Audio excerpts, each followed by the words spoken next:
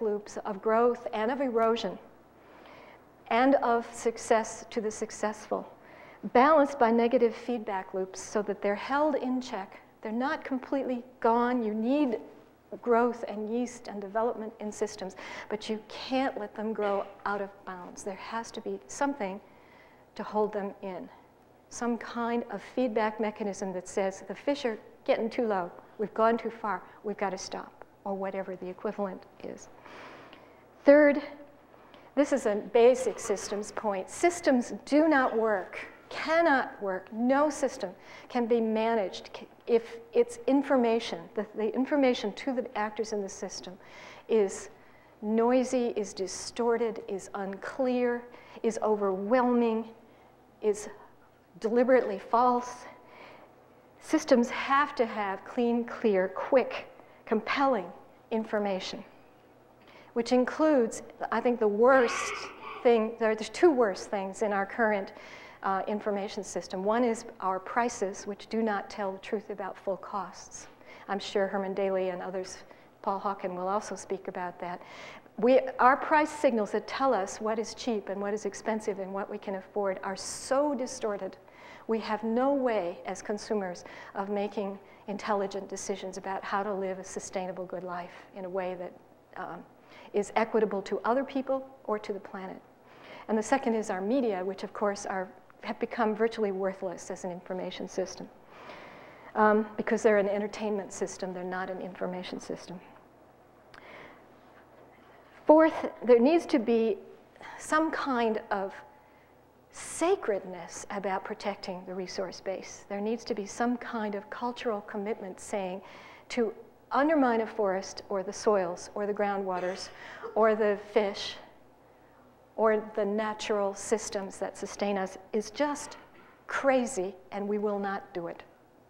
We shouldn't even have to put people in jail or fine them for doing it. It should be like we just wouldn't even dream of doing it, because that's our life support system. I mean, it should be as obvious to us as if we're scuba diving. We're not going to take the air hose and throw it away. We shouldn't have to convince people of it. We shouldn't have to have laws about it. It just should be so cultural. And that includes, there's a whole lot of system stuff I wasn't able to get into about resilience and self-organization and evolution, those abilities of a system, which are its abilities to change. That includes human technology, and it also includes all of biodiversity. The gene pool and the ecosystems of the planet are nature's mechanisms for resilience, that is the ability to restore oneself after a shock. Self-organization, the ability to pull pieces of a system together to function. And evolution, the ability to create whole new things that didn't even exist before. There are both human and natural mechanisms for those characteristics of resources without which a resource cannot be dynamic, it can't change, it can't adapt, and it can't evolve. All of those need to be sacred. And finally, social equity. There cannot be huge, huge differences between people. And there especially cannot be people who are desperate for even the ability to maintain their basic lives. Otherwise, I don't think a system can function. It just can't function. Now, I want to come back, if I can find it, to a slide I showed so early on that is completely buried, which is the one about where the important intervention points are in systems. And maybe I'll end by telling you a good fishing story, which illustrates this final point very well. A friend of mine named D. Hock is a guy who invented the Visa card, among other things. And he has a rather interesting view on systems and how they work. He invents things he calls chaotic systems, and I'm not going to go into where that came from. But one of the places he is trying out his idea of systems is with the now idle fisherman who used to fish George's Bank off of New England, which used to be the world's most prolific fishery, and which is now basically closed down. There are no fish. There's no one allowed to fish, and the fishermen have nothing to do. So Dee is bringing them together and saying, what have we done here, and how could we keep from ever, ever, ever doing it again? And they're talking and talking. Dee himself doesn't tell people how to fix systems because he knows that they have to figure it out for themselves. And after about a year of talk, he tells me, the fishermen said they started writing the principles to run the fishing system if they ever managed to get a fishing system back again. And principle 1, the first thing they wrote was, we, the fishermen, must be the stewards of the entire ocean food chain. We've got to protect everything that lives in the ocean and keep that ecosystem healthy. We have to keep out pollution. We have to prevent overfishing. We have to stop bottom trawling, which basically plows the ocean up. We have to be the stewards of that system that supports us. Number 1. Then out of that first realization come a whole lot of rules about how they're going to govern themselves. And I heard that and I thought, wow, you know, this is a breakthrough. This is, pardon the expression, a paradigm change. This is a whole new way of thinking, out of which can evolve a system, which will mean laws and rules and incentives and ways of informing each other and monitoring on the various populations in the ocean and how they're doing.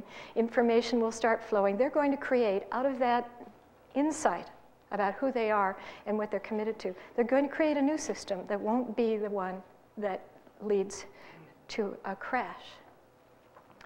And it led me to think about, where do systems come from? If we have an unsustainable system, if we have a system in which markets and technology, which by the way are tools that I am not against, it's only the way we are using them now that is causing them to further our unsustainability. But why do we have a system that causes us all in our daily purchases, the way we live our life, to bring our planet down on our heads? Why? Where did that come from? And the more I think about it, the more I think that the progenitor of systems is, well, that'll work, is mindsets, is worldviews, is paradigms, whatever you want to call it. You get it. If you get how we are interrelated with the environment, and that all of the throughputs that run our lives come from the environment, go back to the environment, and that we cannot be out of balance, then you start inventing new functions and purposes. The first thing you see is that growth is one of the stupidest purposes ever invented by any culture. We've got to have an enough.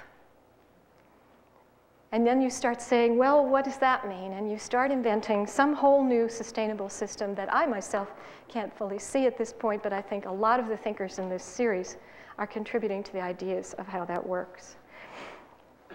As an individual, you and I have almost no power when we are playing a game as an element of a system that forces us to do things that we know are unsustainable. There's very little we can do. You can't check out every pair of sneakers to see if it was made by prison labor in China or by impoverished 12-year-olds in Honduras. The system doesn't help us to be in solidarity with poor people far away. On this level, there's some things we can do, and we should do all we can. But where we really begin to have power is when we go up here. And we start saying, how is any of our stuff made? How is it helping anybody that we are using the equivalent of indentured slaves to produce the stuff of the industrial world? Why are we doing this? Why are we overfishing every fish stock in the world? Where are we going to be when we finish doing that? The question of growth, if you just listen around you to the mindset, the current culture, telling you how growth is going to solve a problem, if you just, every time you hear that, start saying, growth of what? And why? And for whom? And who pays the cost? And how long can it last? And what's the cost to the planet? And how much is enough?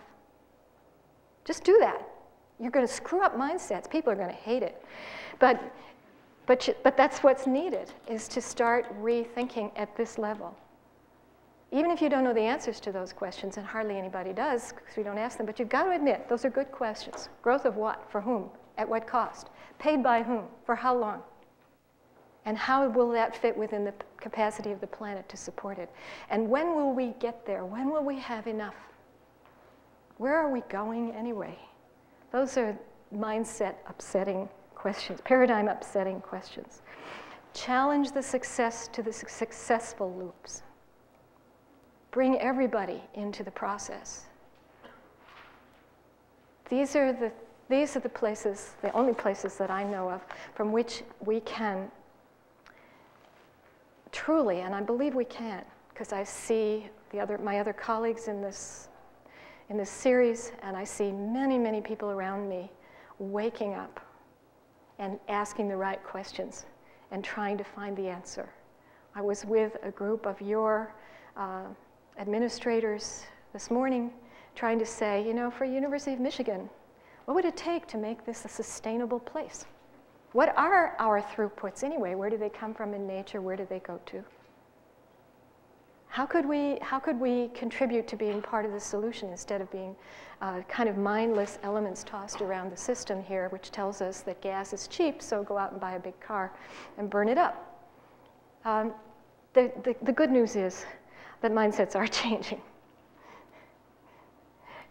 And they're changing in just the ways that this whole series is about. You are privileged to hear the people who are beginning to define the new way of thinking, which will create a new system, which will be sustainable.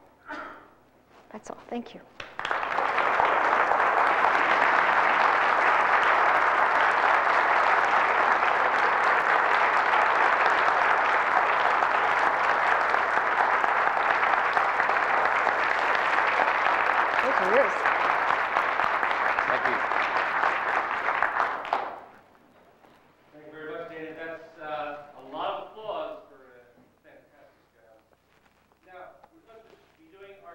On 3 by 5 cards to get those questions flowing down. But let me start out with this general question.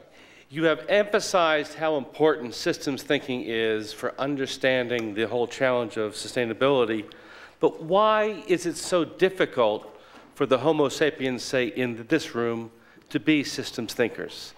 Why is it so difficult? Are we programmed not to be systems thinkers? I don't know the answer. Oops, is this on? I don't know the answer to that question. But I suspect that I'm not sure I go along with the premise of it. I think that children are natural systems thinkers. I think that many other cultures besides our culture raise people to be natural systems thinkers, mainly because they're people who are involved, who are deeply embedded in real systems and observant. And furthermore, their systems are sufficiently limited that they get the feedback right away and they begin to learn. I think that there is something we do systematically in our education to take that out of us. I think it has to do with reductionism, that which I was trained in and which I actually love. I love science. I like taking things apart to see what the parts are. And I think I don't want to throw out reductionism, but I think we somehow need to learn it in such a way that our instinctive, and I have met many people who have never gone near any systems training course or book, who are very good systems thinkers. And I think our intuition is very good. I think there's not anybody who doesn't say, hey, you know, if we catch too many fish, there won't be any fish left. I mean, I don't think that's so hard to get. But there is something in our culture, I think it's the Western industrial culture, that somehow tells us that that intuition is to be kept silent because there's this reductionistic intellectual argument telling us that it's okay to go ruin our life support system. Given that answer,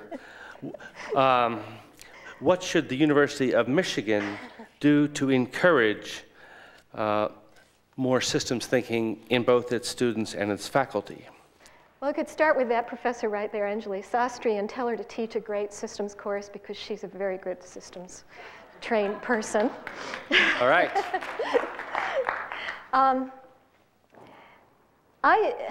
My own university, systems, by the way, is very hard to fit into universities for an obvious reason.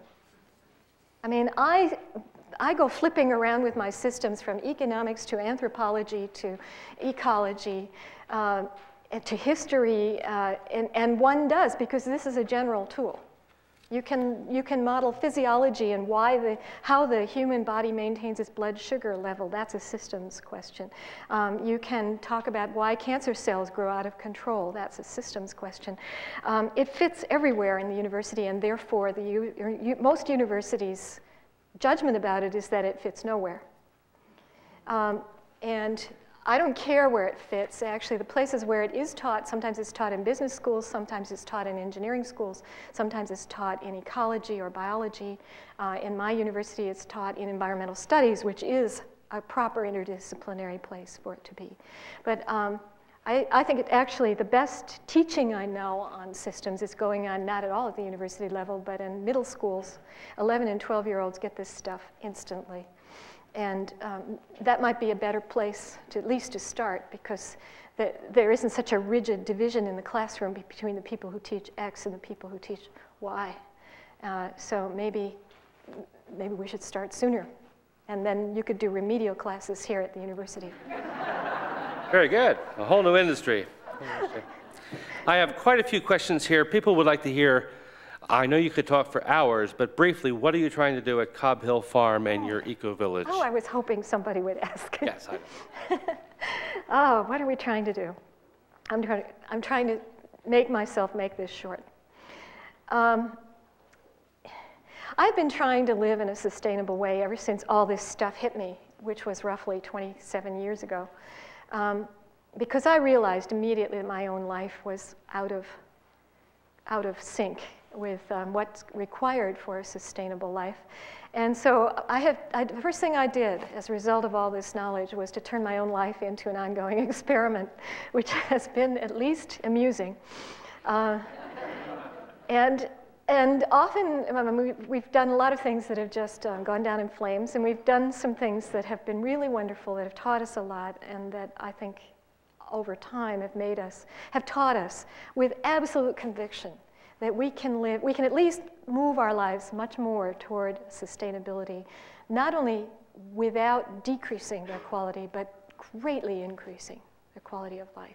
And a lot of my own personal experiment in this has been on a farm, an organic farm, because I immediately saw the problems with food production in a sustainable way.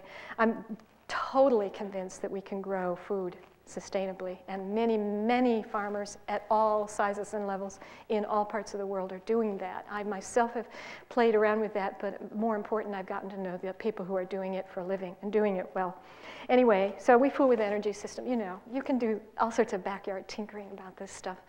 One of the things that became very clear to me early on was, first of all, I had a house, an old, decrepit and terrible New England farmhouse that was way too big for a world where people needed houses. And so we turned it into a sort of shared house, and various wonderful characters have lived there with us over the years. Children of all ages, all kinds of, I could write a novel, someday I will. Anyway, through that I learned very quickly that we have no idea in this culture how to live communally. We're really bad at it, bad. Everybody, including me, has all the wrong habits. We leave our dirty dishes around for other people, you know. And so I started working on living communally because sharing is clearly a part of getting a much higher value from a capital plant or from a resource stream. And I've learned a lot from my housemates and from our experiments. And I think I've learned about as much as I can given the size farm and the size house that we have. And I've always wanted to work even harder on community. I now know there are many skills that one can learn. There are people who can teach you about consensus decision making, about conflict resolution, about living in a way that is at least minimally thoughtful about the people with whom one lives, and so on. And so I wanted to really do the next experiment. And the next experiment is turning out to be a much bigger farm 3 miles away, which will have 22 families living together, not all in one house, but we will have one common house and individual units. And we are still in the process. We've got the land, we've got the engineering done, we're getting permitted right now. I could go on forever about that. And we're trying to make it as green as we can, as low throughput as we can afford. And we're learning in immense, we're going to, quote, consensus school with Quakers and with people who know how to reach consensus in an efficient way and not sit in meetings all day. It's such fun. Oh, I have never done anything so hard in my life, and I've never learned so much so fast, and I've never had so much fun. And we're not anywhere near ready to move in yet. And I'll just give you one. The current thing we're always stuck. The current thing we're stuck on is raising $4 million for a construction loan. We are developers. We never realized what it was like to be developers, and trying to convince banks that they should invest in a community where there are going to be composting toilets, where everybody jointly owns the land, where we've taken the development rights off the land, and so on.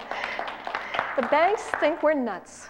And they say this is not sellable on the market, we'll never get our money back, and so on and so on. So, so educating banks is the current job before us. What? What was the question? How many people do you need to make offers on it? All right, well, we have room for 11 more families. It's going to be a big organic farm and CSA and stuff like that. It's fun. This is the bottom. You know, there's no one right way to do that kind of experiment with your life. You do it differently in cities than you do in the country. You do it differently in the East Coast than you do it in Central America or whatever. But if there's anything I urge you to do, it's take your life and do something crazy like that with it. That something that moves in the direction of sustainability. I don't know, sell your car and get a bicycle or an electric car or, you know, whatever. Play. I mean, the thing I can tell you after 30 years of doing this is you don't really have to endanger yourself or your family in the process, financially or in any other physical way. And secondly, very sincerely, you will discover so much better ways to live than they're trying to sell you at the mall. So much better ways.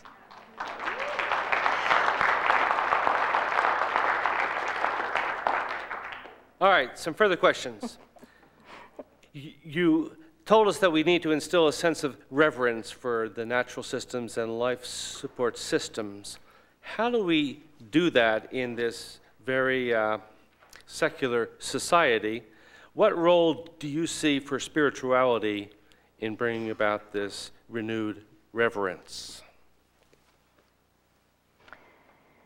I'm not the spirituality expert of the sustainability team. I have it, practice it. Actually, it was farming that taught that to me. Having to interact with an ecosystem in order to get my food it taught me so much. Continues, it never ends, continues to teach me so much. I don't even know what I mean by that spirituality. I just know that let me give you a very explicit example. On our new farm where we're building the Cobb Hill community, we have 20 acres, period, of fine bottom land soil, which in New England is a big field. And the farmers among us, of whom I'm one but not the only one, have basically said, over our dead bodies will 1 inch of that field go to development. That field's sacred. I don't care where your road should go. I don't care where the septic tanks ought to leach to. Not that field. And what we're discovering is everybody we work with, the architects, the engineers, the banks, everybody, is finding that field just infinitely attractive to run roads on or to put leach fields into or whatever. And it's a constant battle because it's really cheap to run. We only have a gray water leach field, but we don't have much space for it, and it's so cheap to put it there. compared to anywhere else we could put it. It's so cheap to run the roads where it's flat. And we're just saying, no, no, don't even mention it. And they finally have gotten it. The rest of the community, who aren't farmers, are finally picking that up from us. And so when the architect says, look, I've just moved the road 3 feet this way, everybody says, no. Everybody, not even just the farmers. That's an example. It's not spiritual, it's very practical in our point of view. That's where we get our food from. That's our livelihood. That's not where you build roads.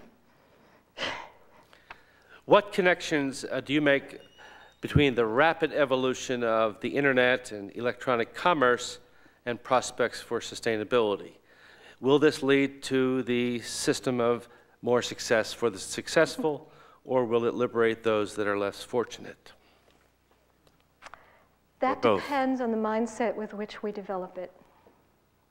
And of course, the mindset with which it is developing at the moment is unsurprisingly success to the successful, trash commercialism, pornography, violence, blah, blah, blah, and tremendous information overload with no sense of quality or necessity of information. So I find it very disheartening, and I spend very little time on the internet, except for email. But when I do use it, for what I do use it for, it's great. I mean, to get the statistics I need, or to talk to my friends in India, or whatever, it's great. So like the market, like technology, like all of these very powerful social tools, informational tools that we as a species invent, this could be terrific. And it could be the end of us. And it just depends on the mentality with which we use it. I feel the same way about genetic technologies and so on. At the moment, it's all run by the wrong mentality about owning and more, and shove more stuff down our throats and overload us with trivial information with no sense of what information we really need. But it doesn't need to be that way. The technology itself is neutral. What's important is the mindset that's running it and owning it. I think this question is from somebody that read one of your recent articles. What is similar, or what connects why Asian economies are collapsing and Democrats are cutting welfare in the United States?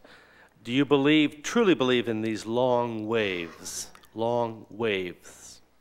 That's almost not a fair question, because it involves, for everybody to understand, both the question and the answer involves another whole long systems lecture, which I gave in that article that somebody clearly read. Let's see, I'm trying to think of a short way of getting everybody in on the conversation. It's another interesting systems study, not done by me. I just wrote an article about it, done at MIT. Which has to do with another thing that economic systems always do, although nobody actually makes them do it, which is oscillate. And we have business cycles going up and down. And there are also some longer cycles that are harder to perceive because they're very long, like about the same as the lifetime of a human being. So rarely do we get to see one repeat, so we don't catch on that they are cycles. And this was a system, very interesting, fantastic system study about why do economies do that. What more do I need? Read the works of Jay Forrester and John Sturman if you want to know more about it, or read that article was in Whole Earth magazine last summer, I think, which is a layman's explanation of it. I believe that analysis I watched for 25 years, that analysis explained better than anything else in the world what was happening to the economy. It says we are at the bottom of a long wave right now, 70-year long wave, which explains a lot about why Asian economies are collapsing and why all political systems are swinging to the conservative side. They swing to the conservative side at the bottom of the long wave. If you're around long enough, they'll swing back to the democratic or the liberal side at the top of the long wave. And it's just one more example of cool system stuff that I don't have time to tell you about right now. Here's some more cool system stuff. You say that optimistically that you see mindsets changing, but your models still show crashing by 2030. Are we too late to change these minds? I showed you one run of that model. I showed you another run which didn't crash. It's very important when you see these systems outcomes not to take them as predictions. They are what-if questions. What if our mindsets don't change? What if our mindsets do change? What if technology goes faster in the direction